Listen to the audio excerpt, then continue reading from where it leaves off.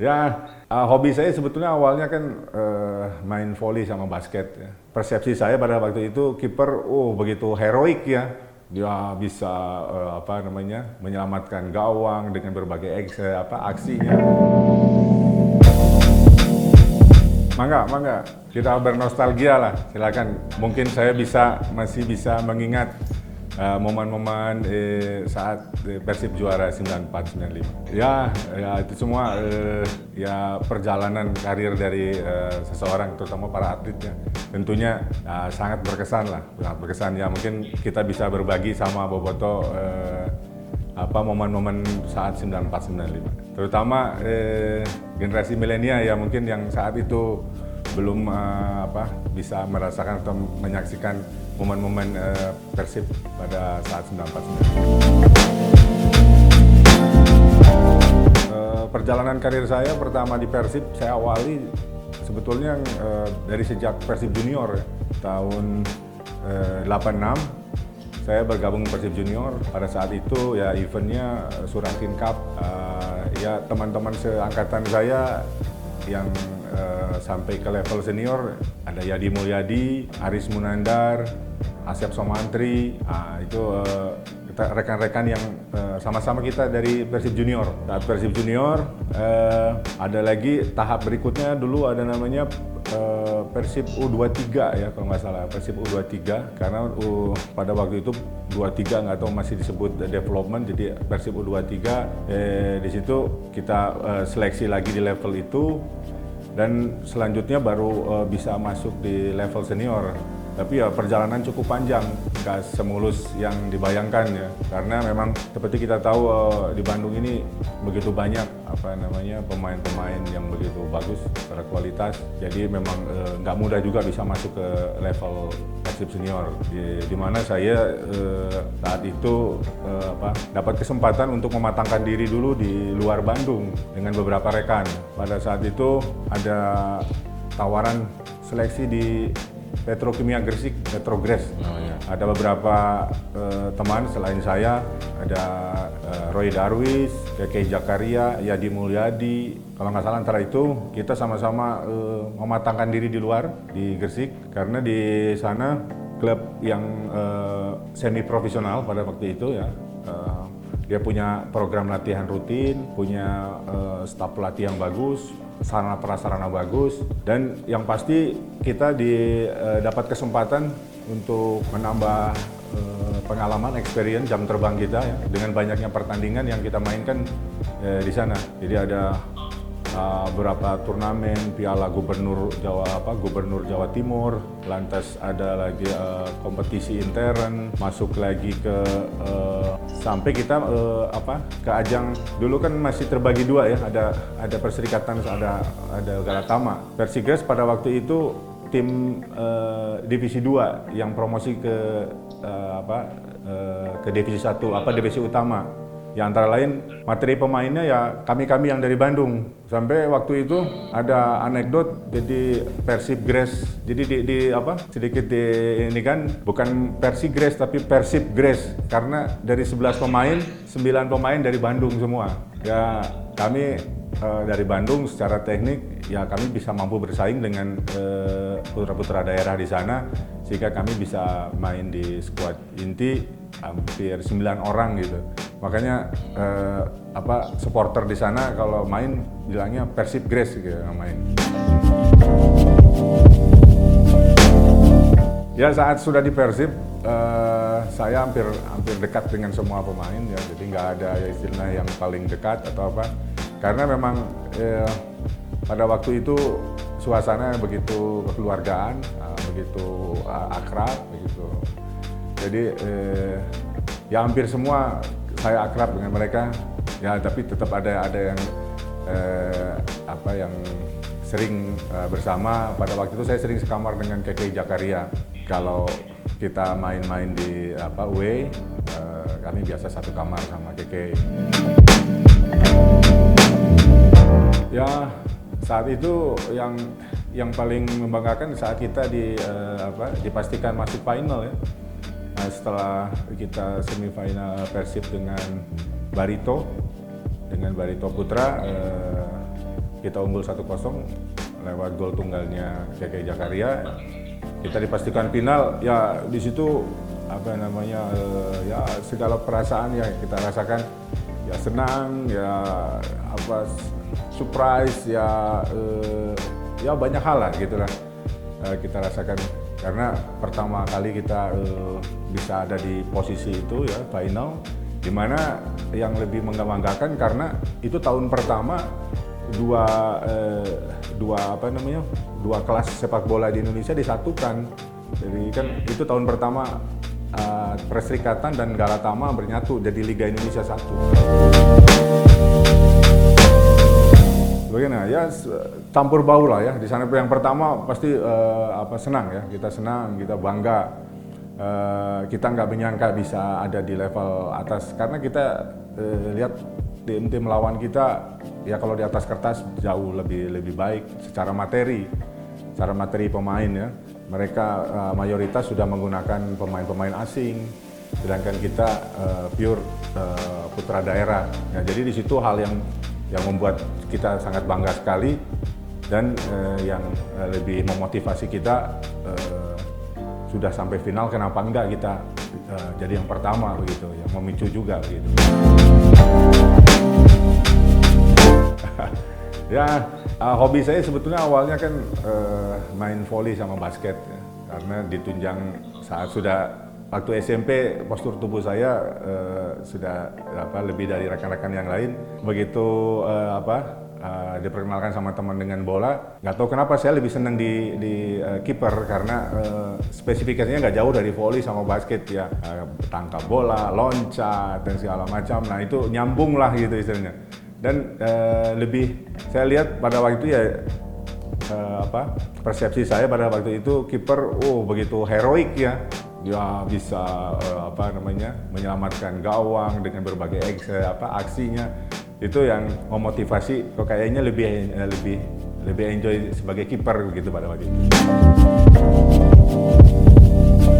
Ya banyak yang mengatakan bahwa kiper itu suka di nomor 2 kan ya, dianggap sebelah mata. Padahal kalau lihat dari perannya, kiper itu sebetulnya ya penting. Di sini penting di dalam tim ya yang memang bisa penentu menang atau kalah. Tentunya menang atau kalah atau tidak menang gitu kan. Kalau untuk menang kan kita bukan striker. Kalau kiper bagus itu tim dipastikan tidak kalah kan itu. Keistimewaannya dia satu-satunya pemain yang boleh menggunakan kaki dan tangan di areanya. Terus nggak ada pemain lain kecuali kiper yang boleh itu. Yang keduanya karena keistimewaan dia memiliki seorang pelatih juga, pelatih khusus kiper. Jadi di sini menunjukkan kiper sebetulnya posisi yang spesial gitu kan. Nah dari lihat kenyataan tadi begitu. Nah tentunya kenapa itu ya, karena betul seperti Anda katakan, kiper adalah penentu di dalam pertandingan. Ya kalau punya kiper bagus biasanya confident tim lebih bagus ya. Ya sering merasakan itu, dan sekaligus tips juga untuk pemain-pemain muda yang ingin jadi kiper ya. Paling utama harus menyiapkan mentality kita, karena kita seringkali dihadapkan ke situasi yang seperti tadi Anda sebutkan. Jadi kalau kalah pasti yang dijudge duluan kipernya karena kemasukan kenapa segala macamnya itu, dan kadang-kadang lupa orang apa yang telah kita lakukan, yang hal-hal yang baik atau yang positif, penyelamatan yang gemilang, beberapa pertandingan berikutnya, tapi satu pertandingan ya kita kalah, lupa sama hal-hal yang baik yang lalu itu. Ya kita positif ya, kita coba mengevaluasi diri kita ya. Kalau sekarang kan enak ada pelatih kiper, kita bisa diskus sama pelatih kiper bagaimana kira-kira evaluasi dia. Selanjutnya ya kita berpikir bahwa pertandingan tidak ada hanya hari ini, masih ada besok, lusa dan akan datang. Jadi kita jangan berkutat dengan, kalaupun kita buat salah hari ini, kita jangan terpuruk dengan apa yang hari ini. Kita harus cepat istilahnya move on ya, harus cepat melupakan. Kita menghadapi lagi pertandingan berikutnya begitu. Tentunya ya dengan bekal evaluasi kita tidak melakukan kesalahan yang sama. di luar saya pada zamannya saya mengidolakan Peter Schmeichel, kipernya MU Denmark, kiper nasional Denmark ya. Ya pada saat itu ya saya idola sekali sama dia. Postur tubuh yang besar, leadershipnya, sikap kepemimpinannya di belakang itu, dia bisa organize pertahanan sehingga ya yang membanggakan dia bisa triple trophy ya pada tahun itu, juara Liga dan sampai juara Champion kalau nggak salah. Ya. Lokal saat ini saya lihat saya senang dengan Kurnia Mega ya. Dengan Kurnia Mega, dengan ketenangan dia, ya walaupun sedikit emosi berapi-api, tapi dia beberapa tahun dia bisa menjaga performnya ya, sebagai kiper terbaik di Indonesia. Saya senang dengan Kurnia Mega. Umumnya sama ya, kita secara metodik ya, secara teori kita sama, ajarkan ke mereka. Untuk kiper muda kan mereka biasanya masih perlu perbaikan di sektor basic ya, kemampuan dasarnya. Kita sama dengan yang lain membenahi itu. Tapi selanjutnya ya kita beri masukan dia mengenai bagaimana peran kiper peran kiper untuk membantu tim gitu. Jadi kiper itu nggak hanya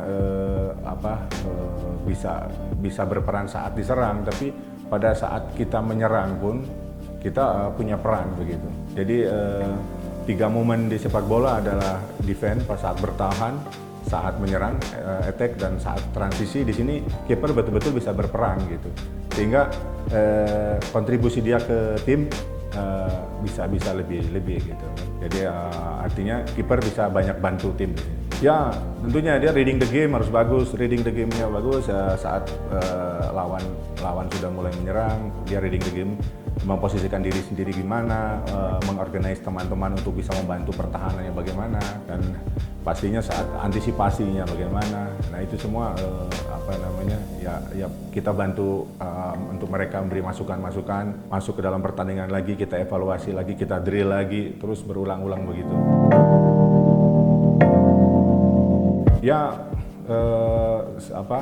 selaras dengan perkembangan zaman ya, sepak bola juga sama dinamis. Jadi peran kiper pun di sini harus lebih progresif gitu ya. Jadi kita lebih progres. Artinya ya itu tadi, kiper nggak hanya sebagai pertahanan tapi awal dari serangan. Jadi kemampuan kiper dalam membangun serangan dari bawah itu sangat dibutuhkan untuk kiper sekarang. Tentunya skill dari kemampuan kaki seperti halnya pemain lapangan juga harus kita asah kiper itu, sehingga dia juga jadi tidak hanya sebagai kiper, dia udah bisa jadi sweeper ya, jadi libero istilahnya. Karena sepak bola sekarang kebanyakan pakai flat back ya, mau tiga back atau back four sama, jadi tidak ada libero. Jadi di sini dituntut seorang kiper yang bisa berposisinya sebagai libero. Artinya dia harus ditunjang dengan kemampuan skill kakinya yang mumpuni. Ya Capella tim saya pertama pada saat saya mengawali karir sepak bola ya di Kabupaten Bandung, di Lembang. Ya di sana ada 2 tim rival ya. Di sana ada Capella sama ada Perkesit. Di tim rival ada teman-teman juga, ada Yudi Guntara, ada Roy Darwis. Ya. Saya ada di Capella, ada Budiman, Yunus, ada saya, di situ akibat rivalitas di Lembang, jadi banyak muncul talenta bagus. Jadi kompetisinya hampir setahun 2 kali kalau nggak salah, itu ada 17 Agustus atau ada momen apa. Jadi kami sering ketemu lah di turnamen itu, sehingga dari persaingan itu pada waktu itu banyak pemain bagus dari Lembang ya. Kenangan yang paling indahnya ya itulah, kami mulai sepak bola dengan tidak menggunakan sepatu ya, nyeker lah istilahnya dulu. Di Lembang kami mulai dari tidak menggunakan sepatu pada itu sampai ya kita bisa mulai main di kompetisi Persib dengan nama Putra Priangan waktu itu. Kita kalau Kapela kalau berkompetisi di Bandung namanya jadi Putra Priangan karena yang terdaftar Putra Priangan.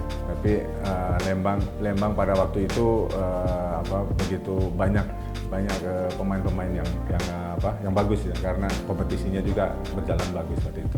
Ya, kami sering cerita itu dengan Yudi Guntara, dengan Roy Darwis, dengan Yadi Mulyadi. Nah, kawan-kawan saya kebetulan itu di tim yang satu lagi di Perkesit namanya. Jadi setiap turnamen pasti kalau partai final ya itu dua tim itu. Ya betul sekali ya, kita waktu itu ya sempat tertahan karena kita mulai start kalau nggak salah di Ciburui. Jadi dari Jakarta kita sama-sama dengan satu bis, kita berhenti di situ Ciburui, ya kalau nggak salah Ciburui. Di situ kita pindah ke beberapa mobil yang terbuka.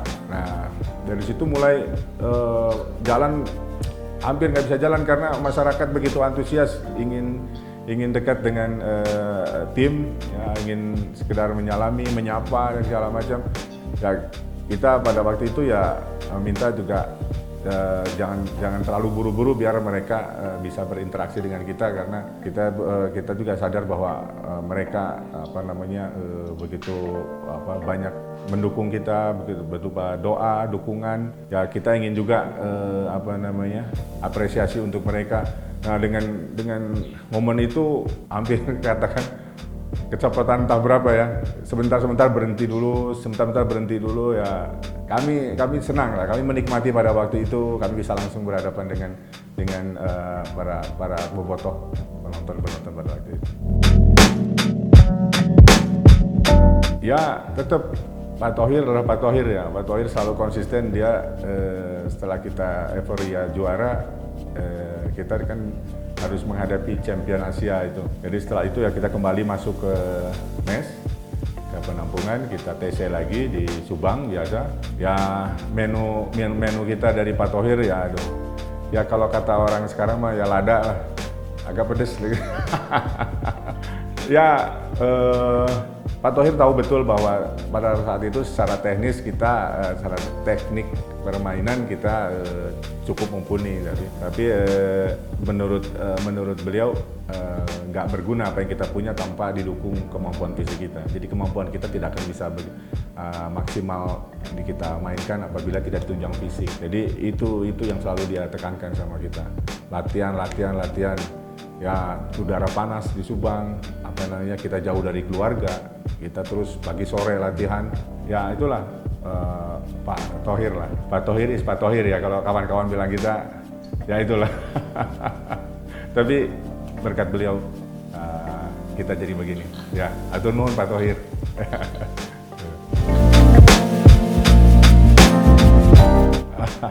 Pada waktu itu banyak obsesi dulu saya ambisi sekali ingin jadi akuntan dulu ya. Saya sekolah di ekonomi sampai harus pindah beberapa university karena ya salah satu keluarga saya seorang akuntan, kayaknya saya mengidolakan seperti mereka. Bagus begitu. Tapi perjalanan hidup saya ya saya diarahkan ke arah sepak bola ini dan ternyata jauh lebih enjoy ternyata jadi pemain bola. Sehingga saya nikmati jadi pemain bola. Oh ya pasti, ya saya masih terus update ya. Dan kebetulan walaupun saya nggak langsung in charge di tim, saya masih intens komunikasi dengan Coach Robert, Coach Yaya, Coach Budi, juga ya seringkali ada diskusi-diskusi kecil dengan mereka. Ya intinya masalah hubungan kerja bisa putus, tapi hubungan emosional kami terus tetap kami jalin. Ya tentunya Persib terus saya ikuti perkembangannya. Ya, saya masih terus mengikuti ya, apalagi ya baru berapa bulan yang lalu saya ada di tim itu, maka seakan-akan saya masih emosional, saya masih ada di dalam tim itu. Ya pasti setiap ada pertandingan Persib saya saksikan. Ya, saya masih kontak juga dengan beberapa pemain. Ya kita say hello, kita ucapkan selamat kalau memang kemarin beberapa pertandingan bagus. Selain itu ya bentuk dukungan lain ya saya membeli produk original Persib nih ya, karena setiap tahun update terus. Ya kebanggaan kita mendukung dengan produk ori ya, lebih dekat dengan tim kita seakan-akan ini. Ya. Oh ya, karena saya rasa nyaman ya, nyaman dari materialnya oke, dari size-nya juga ya, nyaman saya pakai ini, dan desainnya tentunya dinamis ya, makin kreatif, bagus, makin bangga saya dengan Persib. The best. Ya kita terus unggul di dalam lapangan maupun di luar lapangan. Dalam hal jersey pun kita nampaknya nggak kalah sama tim lain, bahkan lebih unggul ya. Ya kalau metodik secara teori hampir sama semua ya, karena memang metode melatih kita sama, satu panduan ya dari FIFA, dari hasil kursus kita ngupdate teori-teori sama. Tapi yang membedakan pasti individualnya. Di tim nasional ya kebetulan waktu saya melatih tim nasional senior bantu Alfred Riedel, di situ ada Kurnia Mega, ada Andri Tani, ada Teja ya. Dan selanjutnya di tim U16 ada Nando, ada Rizky yang lebih muda. Nah, sekarang di Persib ada Made, ada Akil, ada Dede Nasir waktu kemarin, ada Dika. Ya, kita yang membedakannya, kita menghadapi personal ini tentunya kita harus tahu bagaimana pendekatan ke mereka, sehingga apa yang ingin kita sampaikan bisa tersampaikan kepada mereka. Saya lihat penampilan kiper 3 pertandingan ini cukup luar biasa ya, cukup menjanjikan ya. Tentunya saya ucapkan selamat juga dengan tim pelatih dan tim Persib sendiri ya. Di sini ya kita lihat mereka makin agresif ya, agresif dalam arti progres, membantu tim. Kiper hanya sebagai pertahanan terakhir, tapi dia juga bisa inisiatif membangun serangan, maupun serangan build up dari bawah ataupun direct ya, berupa counter attack ya. Saya lihat itu lebih variatif lagi, sehingga Persib lebih lebih bisa menekan ya, lebih kuat dalam menyerang, dan dalam bertahan pun nampak lebih solid ya. Insya Allah lah, nggak ada yang nggak mungkin ya, nggak ada yang nggak mungkin. Kalau kita lihat awal-awal Persib saat ini menjanjikan, mudah-mudahan tim ini bisa penampilannya bisa konsisten ya. Mudah-mudahan kita bisa meraih juara lagi di tahun ini. Ya betul ya, supporter Bobotoh semua sudah rindu, sudah kangen ingin mendukung Persib, tentunya juga rindu dengan kemenangan Persib.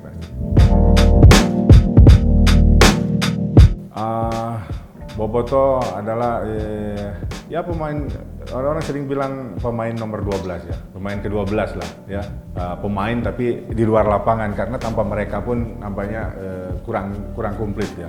Dan memang kalau saya sebagai pemain, dengan adanya Bobotoh jauh lebih termotivasi ya. Mereka memberi support positif ya, dan ada keinginan dalam hati kita pun ingin memberi kepada mereka, mengapresiasi support mereka dalam bentuk result ya, hasil yang memang bisa membuat mereka senang juga. Jadi di sini nggak bisa dipisahkan lah Bobotoh dengan kita. Kita sangat membutuhkan Bobotoh kita. Betul, waktu itu kan final dengan Petrokimia, kebetulan ya kita lebih dominan lah. Persib lebih dominan, supporternya lebih banyak, ya jarak antara Jakarta dengan Bandung juga. Tentunya historis basic supporter jauh Persib jauh lebih luar biasa. Dan itu mungkin yang salah satu menjadi kunci sukses kita pada saat itu. Gelora Bung Karno identik dengan Persib, biru semua. Jadi bisa dibayangkan kita harus menang pada saat itu ya. Ya tentunya kita harus menyesuaikan dengan kondisi yang ada ya. Yang kita utamakan adalah safety ya, keamanan kita masing-masing, baik pemain maupun Bobotoh. Ya tentunya Bobotoh pasti paham bagaimana mereka harus bersikap saat ini, gimana ya, protokol kesehatan harus kita indahkan. Ya mungkin dengan menonton di rumah juga mungkin nggak kalah kita masih bisa menikmati tim kebanggaan kita bermain. Kita support dengan doa. Ya, bisa juga nanti kita kirim apresiasi lewat medsos karena sekarang banyak hal yang bisa membantu itu. Artinya tidak akan mengurangi arti dukungan penonton untuk tim kita.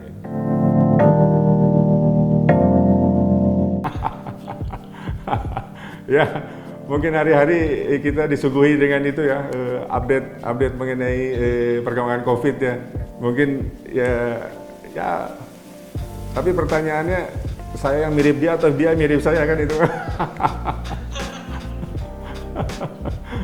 Ya, tapi ya itu tandanya Bobotoh masih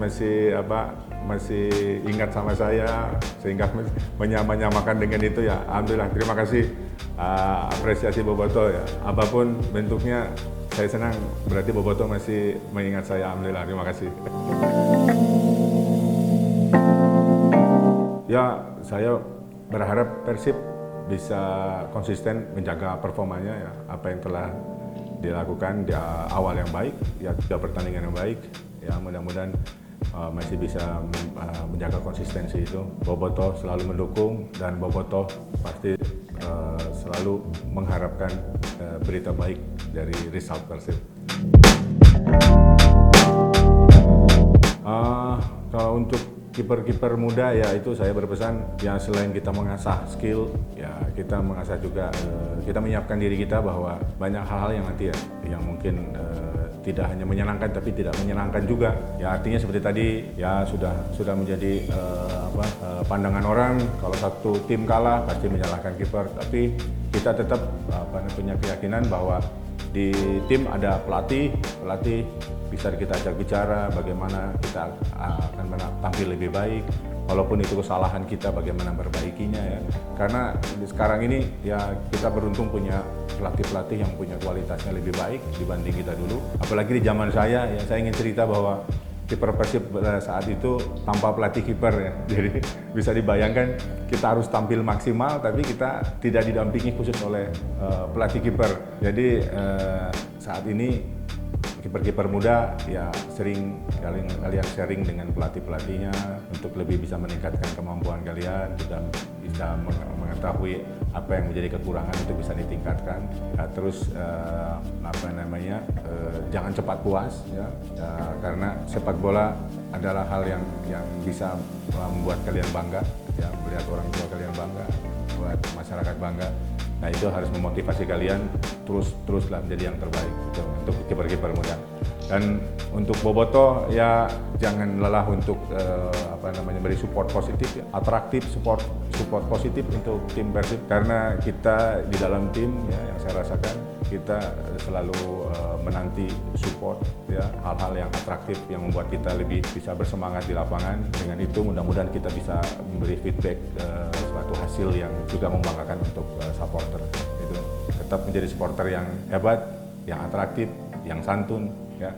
Persib the best, dan supporter Bobotoh juga harus the best. Ya. Saya juga senang bisa diundang di acara live ini. Ya saya juga bisa nyapa para Bobotoh setia. Senang saya masih bisa interaksi dengan Bobotoh, juga masih bisa bersama dengan rekan-rekan di manajemen Persib ya teman-teman baik saya semua di sini, kita masih bisa ketemu lagi. Terima kasih untuk mengundang saya di acara ini. Semoga Persib tambah jaya ya, tetap eksis.